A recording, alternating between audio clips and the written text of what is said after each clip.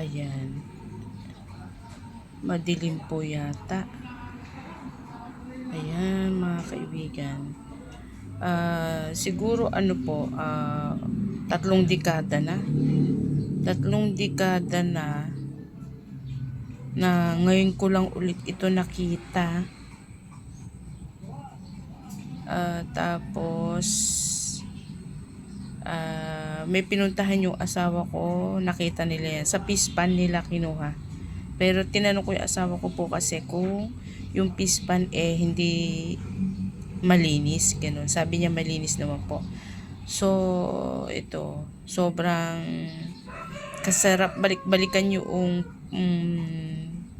ilang pong taon na noong araw po kasi yung harapan ng bahay namin is sapa. Parang leak siya na malawak. Pero ngayon po, tuyo na yung sapa. Ganon. Kasi, dun po namin kinukuha yung, ito po, ayan siya. Ayan, grabe. So, tuwang-tuwa ako kasi ngayon ko lang ulit to nakita. The best po. So, bago ko siya linisin po, parang sabi, pataihin mo muna siya ng 2 araw. So, ngayon ko po siya ulit sisimulan na linisan para mailuto ko na siya. Ayan. Kasi madalang na po akong makakita ng ganito. Nakakatuwa po dahil almost 30 years ko na hindi ko nakakita ng ganito at makakakain. Kakaririn ko po siya, nalinisin at saka lutuin. Kasi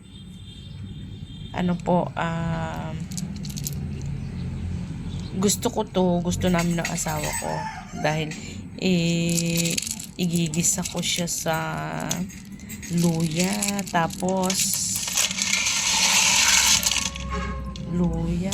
siguro masarap na luto dito, siguro gata, bubuhusan ng gata. Ayan, kami mga kaibigan, the best to, sarap to, gusto namin to, linisin ko siya. Ayan, kasi 2 araw ko na siyang pinatay, kaya kailangan natin linisin ulit. Ayan, linisin na natin ng bongga po.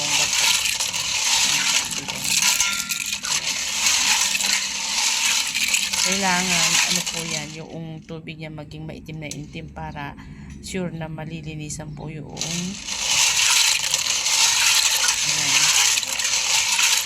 kaibigan.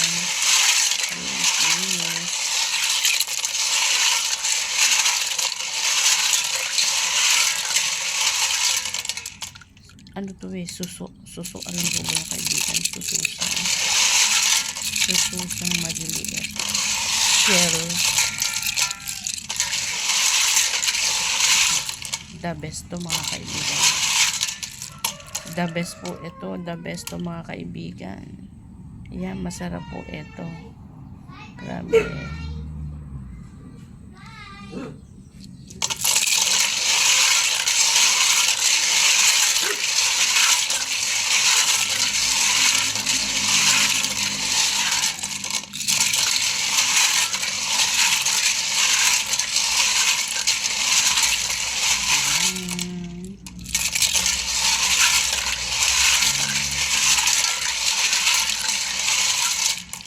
The best to mga kaibigan talaga.